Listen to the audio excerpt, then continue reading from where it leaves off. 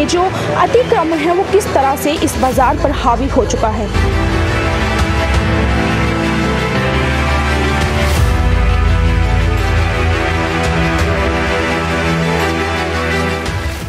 नमस्कार, आप देख रहे हैं उज्जवल हिमाचल और मैं हूं आपके साथ तनु शर्मा।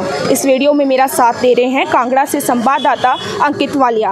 अभी हम यहां खड़े हैं कांगड़ा के मेन बाज़ार में और अभी दिखाएंगे कांगड़ा में जो अतिक्रमण है वो किस तरह से इस बाज़ार पर हावी हो चुका है।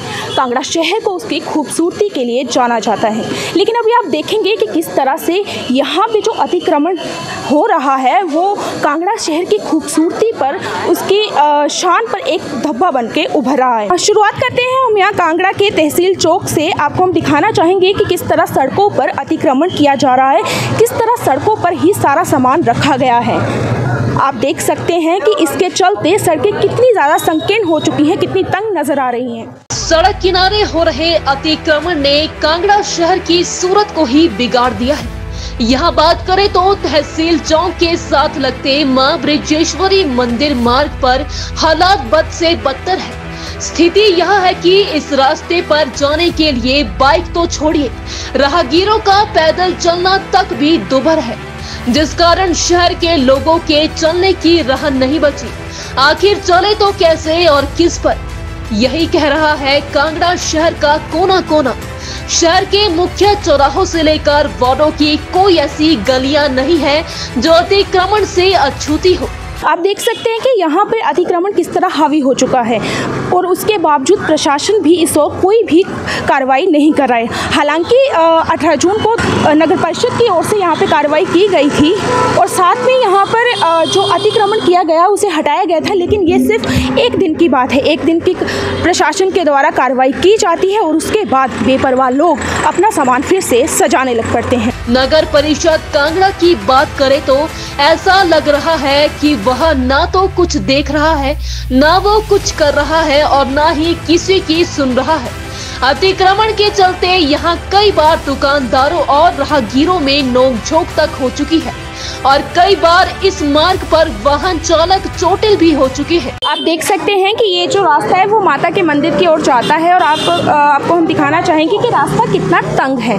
उसके बावजूद जब दुकानदार यहाँ पे अपना सामान बाहर दुकानों पर सजा रहे हैं, जिसके चलते राहगीरों को कितनी मुश्किल का सामना करना पड़ सकता है, आप खुद ही देख सकते हैं। ये रास्ता पहले से तंग है, दुकानदारों ने जो सामान अपना सजाया उसके कारण ये रास्ता जो है वो और ज़्यादा तंग हो चुका है। वही बात करें तो अतिक्रमण के कारण व्यस्त हुए मार्ग में कभी भी कोई अप्रिय घटना घटित हो जाती है तो आपातकालीन स्थिति में गाड़ियों को जाने का रास्ता भी नहीं मिलेगा। देखा जाए तो रोजाना यहाँ कई आला अधिकारियों की आवाजाही रहती है, पर शायद किसी भी अधिकारी को यहाँ पर हो रहा अतिक्रमण ना जनता की परेशानी नहीं दिखती है, जो खुद में प्रशासन के नुमाइंदों पर एक सवालिया निशान खड़ा करता है। वहीं अगर हम बात करें यहाँ के जो रेहड़ी फेहड़ी वाले हैं, उनका कहना है कि उन्होंने पहले ही कई सालों पहले 25-25 हज़ार रुपये नगर परिषद को दे दिए थे ताकि उन्हें एक स्थायी जगह दी जाए जहाँ पे वो अपना काम कर सकें, लेकिन अभी तक नगर परिषद द्वारा उन्हें स्थायी जगह नहीं दी गई है। वही बात करें अगर इन छोटी मोटी रेहड़ियों की जो सड़क किनारे लगाकर अपनी रोजी रोटी कमा रहे हैं, नगर परिषद द्वारा एक दिन के लिए ही सही लेकिन इन पर तो कार्रवाई की जाती है, लेकिन अगर वही बात करें हम बड़ी दुकानों की तो उस तरफ प्रशासन का कोई भी ध्यान नहीं जाता है। गौरतलब है कि नगर परिषद के अधिकारियों का डंडा भी उन अतिक्रमणकारियों पर चलता है जिनकी सुनने वाला कोई नहीं होता, लेकिन इस कार्यवाही में रसूखदार और राजनीतिक पहचान रखने वाले अतिक्रमणकारियों पर अधिकारियों की नजर क्यों नहीं पड़ती। अतिक्रमण की मुहिम जो हमने पीछे चलाई थी इसको हम कंटिन्यू करेंगे जैसे जैसे हमें समय मिलता है और जैसे जैसे कुछ शिकायतें या हम खुद देखते हैं बाज़ार में जा कर के कि यहाँ पर अतिक्रमण फिर दोबारा हो रहा है या चांसेस हैं, तो उसको उसी तरीके से उसी ढंग से निपटाने की कोशिश करेंगे जैसे हमने पहले पिछले उसमें राउंड में किया था। सर, आपको नहीं लगता कि विभाग का एक दिन का अतिक्रमणकारियों के खिलाफ डंडा चलना और उसके बाद फिर वैसे ही बाजार सज जाना, क्या कहेंगे इस बारे में? फिलहाल मेरे विचार में जो मैंने देखा है इतना ज़्यादा कुछ नहीं हुआ है, पर फिर भी लोग कर रहे हैं और इसको हम जैसे ही हमें समय मिलता है, मैंने जैसे पहले बताया, और परिस्थिति अनुकूल होती है हम फिर उसी तरीके से अपना प्रोग्राम चलाएंगे और इसको हटाएंगे। अतिक्रमण नहीं होने देंगे दोबारा।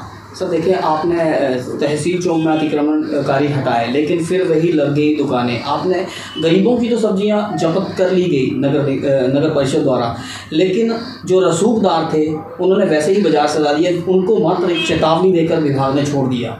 ऐसा क्यों, दोहरा व्यवहार क्यों है? ऐसा नहीं था, क्योंकि वहाँ पर जब हम उस दुकान पे गए थे, पर्टिकुलरली तहसील चौक में कुछ दुकानों पे हम गए थे, उनका सामान ज़्यादा होने की वजह से उनको हमने टाइम दिया था कि ज़्यादा सामान है, इसको उठाइए। एक दो बार हम फिर जा कर के कोशिश करेंगे, अगर हमारे से कुछ नहीं होता तो हम प्रशासन की सहायता लेंगे, माननीय DC साहब की और SDM साहब की सहायता लेंगे। उनकी सहायता से इस अतिक्रमण को हर हालत में हटाएँगे, क्योंकि वहाँ उस रोड से एम्बुलेंस भी आ सकती है, फायर ब्रिगेड की कोई गाड़ी आ सकती है, तो वो मेरे को खुद भी अकर रहा है और ये अच्छी बात नहीं है। जनहित में हमें कुछ भी करना पड़ेगा, हम करेंगे। सर आपको ऐसा नहीं लगता कि नगर परिषद खुद ही अतिक्रमण बढ़ा रहा है? क्योंकि रेडी फड़ी लगी है और रोजाना रेडी फड़ी की पर्ची काटी जाती है नगर परिषद द्वारा। अगर किसी ने नई रेडी लगा दी, उसकी पर्ची कटना शुरू हो जाती है, तो वो तो बोलते हैं कि हम नगर परिषद को अदायगी कर रहे हैं पैसों की। जो हम रेडी वालों से पैसा लेते थे, बाजारी फीस लेते हैं, वो अतिक्रमण की नहीं लेते हैं, बल्कि उनको अगर रेडी किसी ने लगाई है अपनी आजीविका कमाने के लिए, तो उसके बदले में जो हम सफाई रखवाते हैं, वहाँ पर हमारे कर्मचारी सफाई करते हैं, उनकी सैलरी में वो पैसा जाता है, जनहित में वो पैसा खर्च हो जाता है, सफाई के लिए होता है। अतिक्रमण जिन लोगों ने किया था, हमने पीछे उसको हटा दिया और आइंदा के लिए भी यह मुहिम जारी रहेगी। इस मुहिम को हम पीछे नहीं हटेंगे। सर आजीविका की बात की आपने, रेडी फड़ी वालों से नगर परिषद द्वारा 25-25 हज़ार रुपया लिया गया था कि उनको स्थायी जगह दी जाएगी, लेकिन आज तक उनको स्थायी जगह नहीं दी गई, जिस कारण की अतिक्रमण की मेन वजह वही है। मेरे ध्यान में ये बात पहले भी लाई गई थी, अतिक्रमण के बाद भी आप लोगों के माध्यम से, किसी और सूत्रों के माध्यम से भी मुझे ये पता लगा था कि पैसे दे करके लोगों ने लोन भी लिया हुआ है, तो इनके लिए स्थायी नीति बनाने के प्रयास हमारे जारी हैं। कांगड़ा से तनु शर्मा के साथ अंकित वालिया की रिपोर्ट।